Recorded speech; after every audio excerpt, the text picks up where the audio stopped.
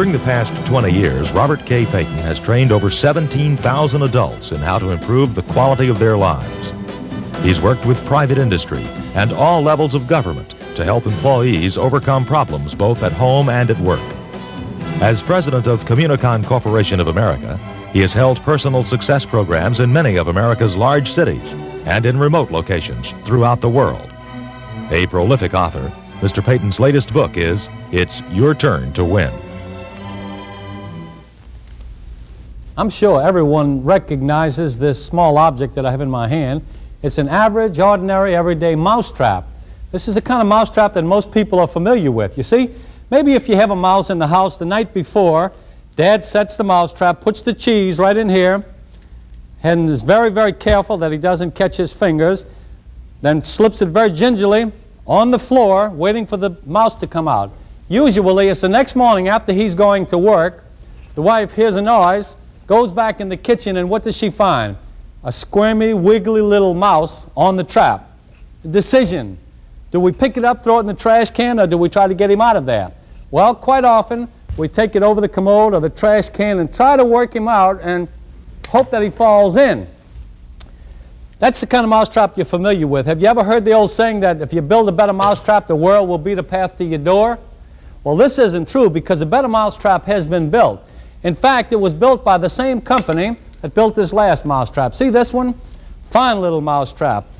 Put the bait right in here, press it like this to set it. Next morning, Mr. Mouse comes along, gets caught in the mousetrap. When it's time to get him out, just take it and shake it like that. When is the last time you ever saw one of these? Probably never. You see, when this mousetrap was invented, the people thought all they had to do was invent the mousetrap and they would get rich. But it doesn't go like that. You have to sell the mousetrap. You have to merchandise it. You have to wake the town and tell the people. You and I are exactly the same way. We must do things to sell ourselves, to wake the town and tell the people about our ideas and our benefits. One way to wake the town and tell the people about yourself is to develop enthusiasm.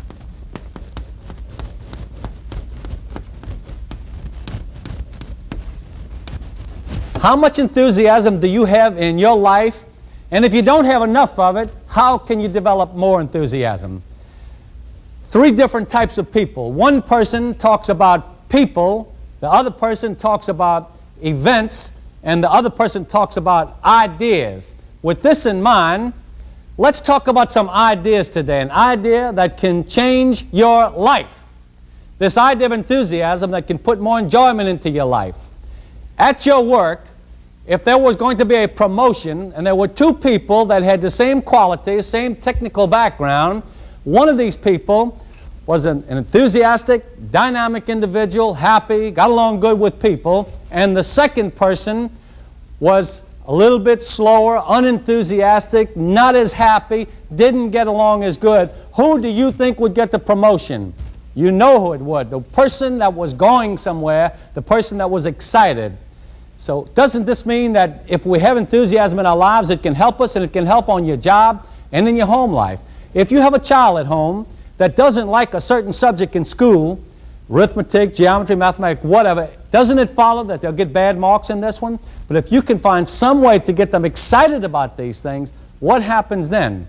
Before you can develop enthusiasm in your life, you have to understand what it is. It's a misunderstood word, something like electricity. Someone said, well, you press the switch and the electrons scoot through the wire, they get up to the globes and it excites the filament and the globe lets off light. That's not what electricity is, it's what it does. They know that it'll send a ship around the world or it'll send a rocket ship to Mars.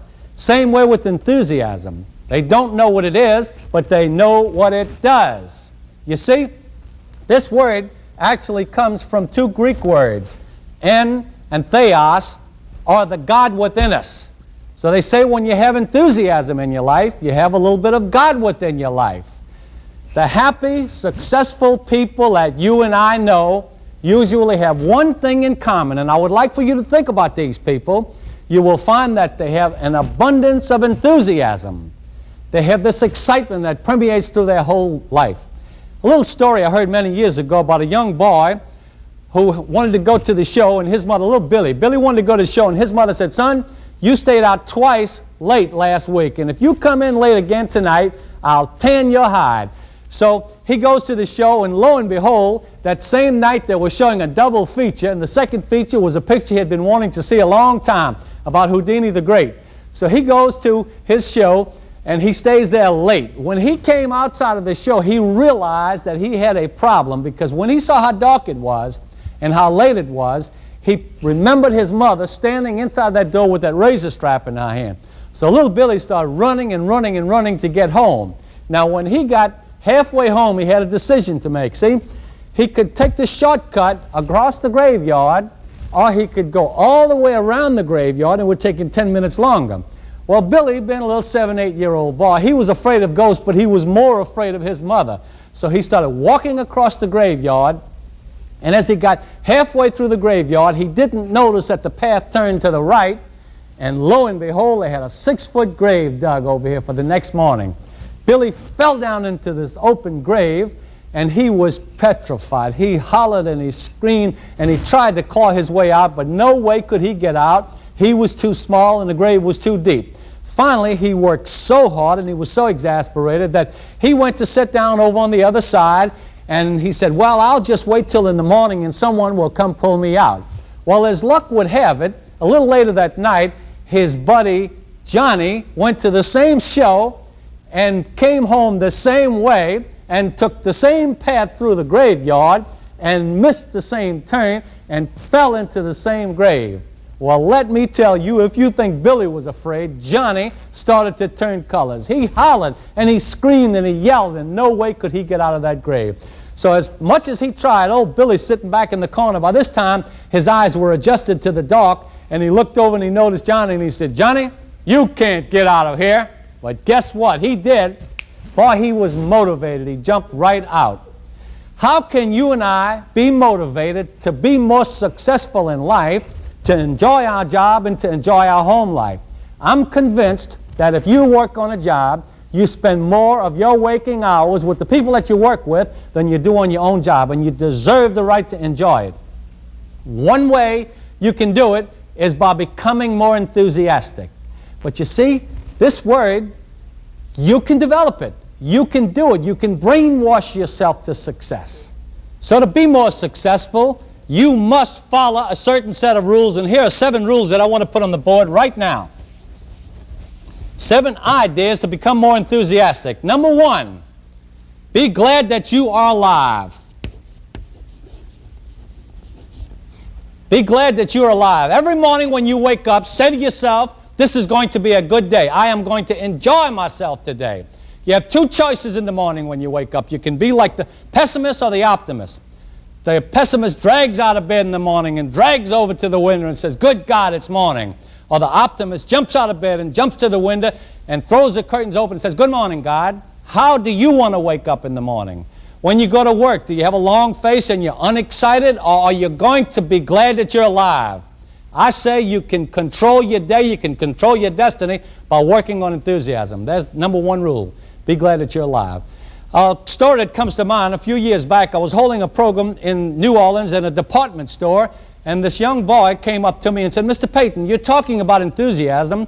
Listen, I understand that you live in a big home and you drive a nice car. You probably earn good money. You have something to be enthusiastic about. What about me? I sell 25-cent combs over here. What do I have to be excited about? Well, I had to think for a moment to answer that, because I really wanted to try to help the boy out. And I said, son, I don't know what you have to get excited about, but let me tell you what happened to me this morning. At 6:30 this morning, out on the lakefront, one of the greatest things happened to me that's happened since I'm born. I woke up again. And when I think of the thousands upon thousands of years that I will not wake up again, I can get excited about this. What about you? Where do you stand? Rule number 2, picture yourself as being enthusiastic.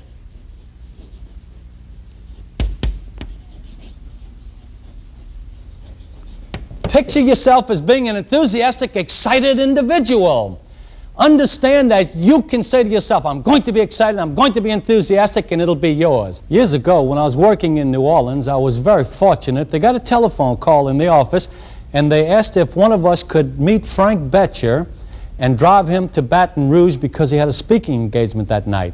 Well, Frank Betcher was a very successful man of the past 50 years. He was a top-notch insurance salesman, plus Frank Betcher wrote a book, and the name of the book was Benjamin Franklin's Secret of Success and What It Did for Me. It seemed like Frank would tell all of these stories in his talks, and he practiced this same talk on me on the way to Baton Rouge. He told about how years earlier when he was a baseball player on a minor league team, one day the manager called him into the office and said, "Frank, you're lazy, you're fired, you're not enthusiastic, you dragged the whole team down."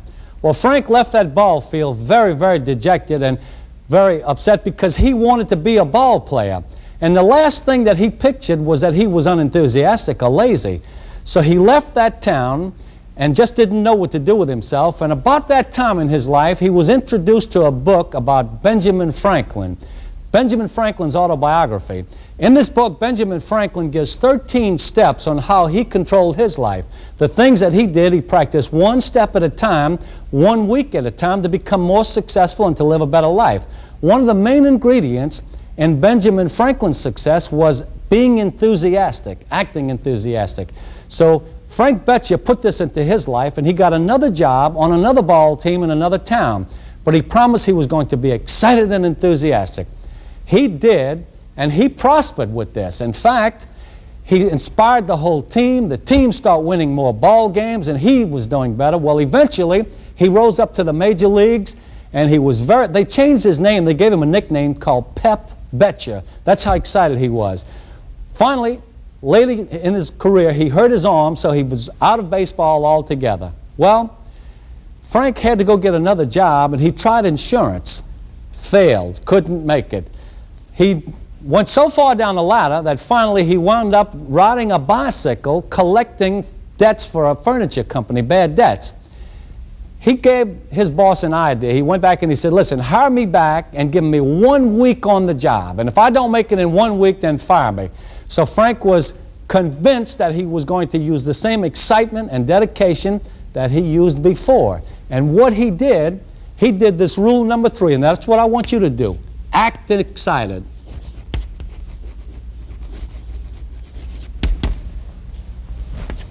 Act excited. Act enthusiastic. When you wake up in the morning, be more excited. Say to yourself, "I'm going to have an enthusiastic day. I'm going to enjoy myself." Because, you see, when you act like this, then it follows that you will become more enthusiastic. You can brainwash yourself to success. You can brainwash yourself to becoming more enthusiastic. Now, one of the ways to do this is by following rule number 4. Think enthusiastic thoughts all day. Think enthusiastic thoughts all day long. When you wake up in the morning, you have the choice. You can be excited and enthusiastic, or you can drag all day long. And I promise you, if you go to work or you stay around the home, if you drag all day, everyone that comes in contact with you will also drag. So you get excited about what you're doing, and the other people following you will do this. One of the ways to do it is think enthusiastic thoughts all day long. The next rule, 5, enjoy life, love people.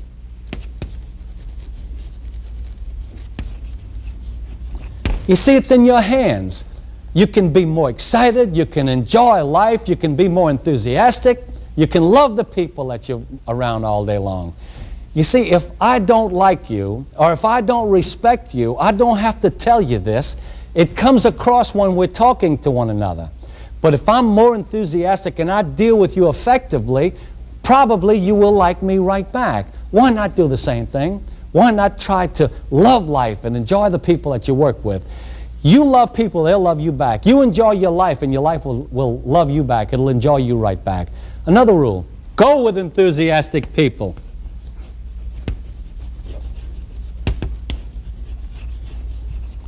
Avoid negative people like the plague. You see, a negative person, a person that's unenthusiastic, likes to latch on to a positive person because they sap the vitality of a positive person. Have you ever had it happen? You had a good idea, something that you wanted to try to accomplish, something you wanted to try to do, and you go to your best friend or some of your family and you give them the idea and they say, "Oh, you're stupid. That will never work." you've tried something like that before, and they give you 47 reasons why it won't work. You think it's a good idea, but yet you let them sway you. They're unenthusiastic, they're negative. I say, beware of these people and do not follow their lead. Follow number 7. You be the leader.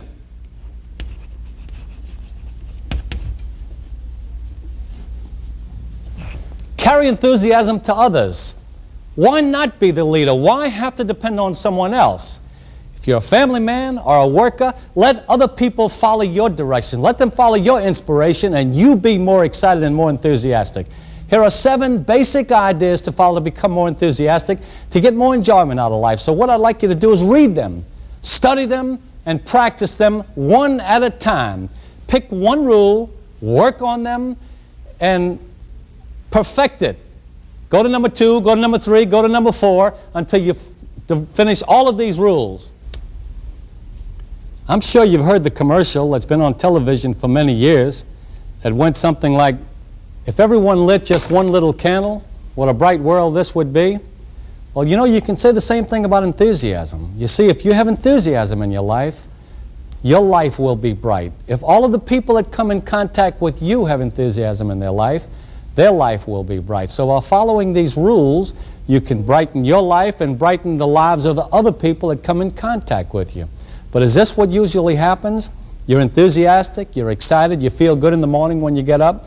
Walk back to the kitchen to get your first cup of coffee. Someone steps on your toe or says something out of line. Does it diminish your enthusiasm? Does it really put your enthusiasm out? And hopefully you're going to feel good enough about your day that your enthusiasm will pop back up. So you work on it, and here it comes. It comes right back up. Now, you get in your car, you're on the way to work, and someone pulls in the front of you, and you almost have an accident. And as good as your enthusiasm was, does it put it out again? Hopefully, if you work at it good enough, your enthusiasm will come back on again. And when you get to the office, if someone crosses you and your enthusiasm goes out, hopefully, if you work on it long enough and hard enough, your enthusiasm will keep popping back up. You see what I say with enthusiasm? You have to work on it in your life, and you have to keep up all day long. So, like the farmer that went to the edge of his property out west, and he found this little baby eagle. He brought the baby eagle back to the farmhouse because its wing was damaged. He wrapped the wing, put it in a little box underneath the stove, and fed it with an eyedropper every day because the eagle couldn't fly yet. As we watched the little baby eagle, he got better, the wing got better, and he grew bigger and bigger till he could no longer fit under the stove.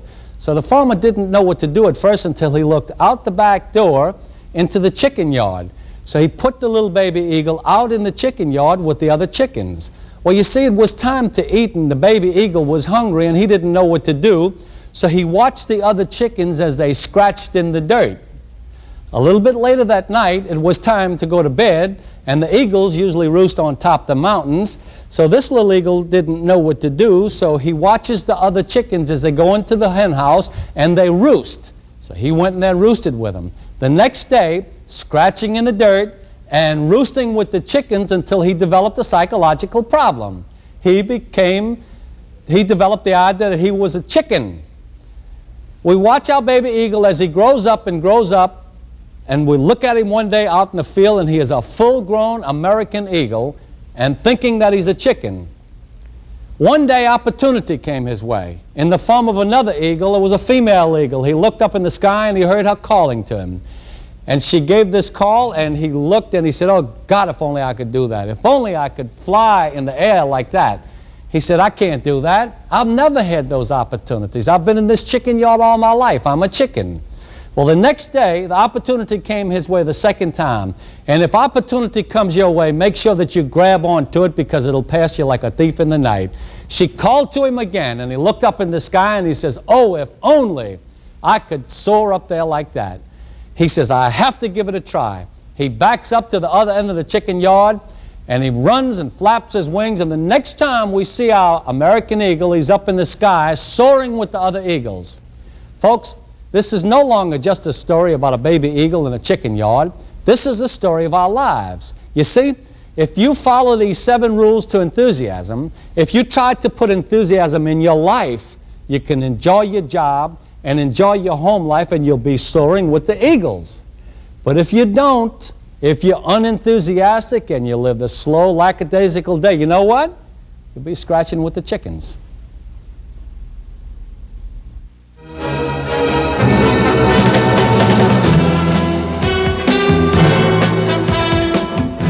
For more information on the Communicon programs for individuals and businesses, or to contact Mr. Payton, write Communicon Corporation of America, Post Office Box 666, Metairie, Louisiana 70004, or telephone 504-733-1275.